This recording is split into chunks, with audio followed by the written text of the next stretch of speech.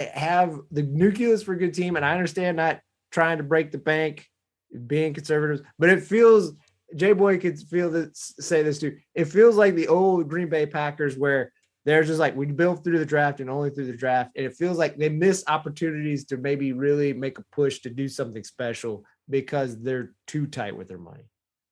Could be. And Lugs, I just want to share this with you. As you may have read, the Vikings extended Kirk Cousins' contract by 1 additional year. Your thoughts? Well, it'll be another year to be a bridesmaid. They're not going anywhere. I'm sorry. They just that guy, he does not have it. He's I'll give him this.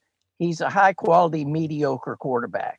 Wow. I'll give him that. That's a lot of superlatives in there, dog. And the last thing I want to say in terms of free agency, in terms of a fairly big win, is for the Bengals. We talked about like the thing during the playoff run that killed them all year was their offensive line. Yeah.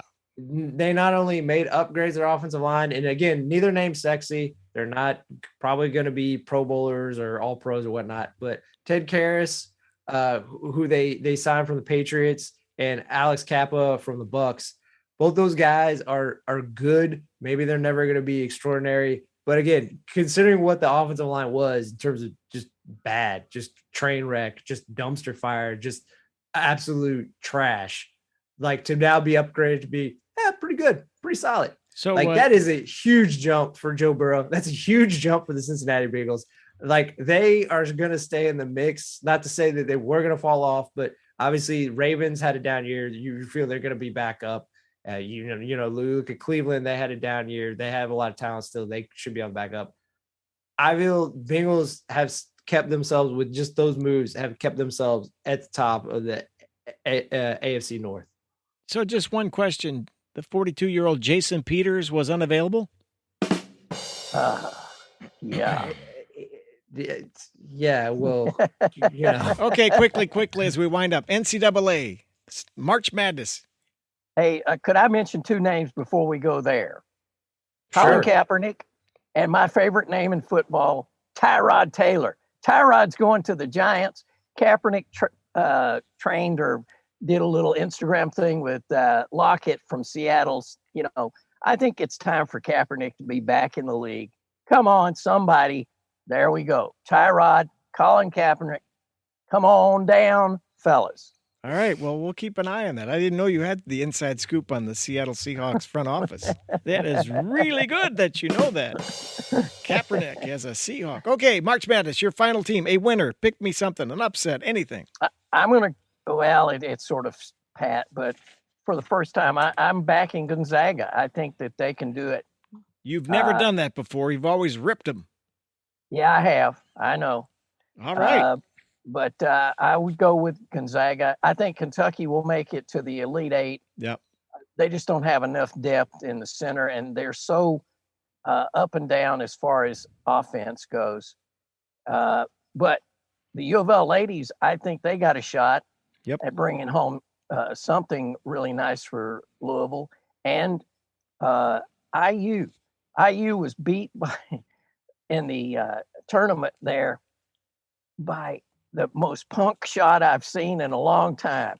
It was like, oh, seriously, he got a prayer. So IU, and I think IU plays like, is it Vermont or? No, they play Wyoming. Okay, well, it's one of those states that nobody's ever been to. So, unless you take vacations occasionally, throw that little thing away.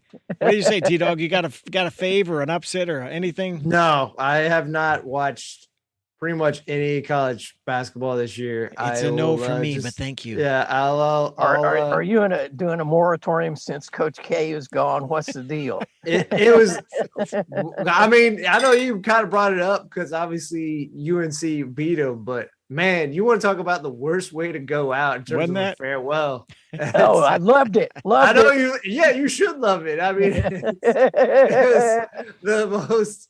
It felt like the end of a really like cringe like comedy where, you brought back every alum, like it was like Jerry Seinfeld bizarrely was there for whatever reason. With Adam Silver sitting there. Yeah, Adam Silver. I thought that was an alien. And then for them to get blown out at home on his last game. Well, again, I do not dislike Krzyzewski. It is one of those things where if you don't have any attachment, it is kind of comical.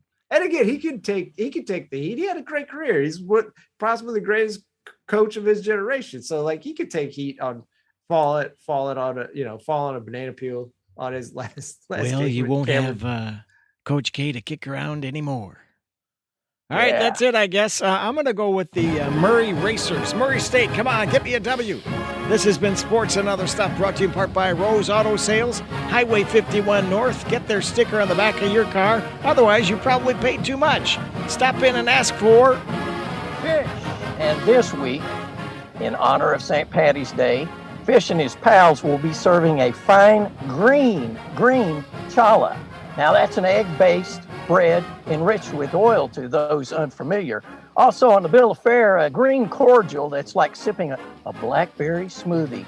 So come on down. This has been Sports and Other Stuff. As Casey Kasem used to say, keep your feet on the ground and keep reaching for the stars. So long, we'll see you next time. Have a great week.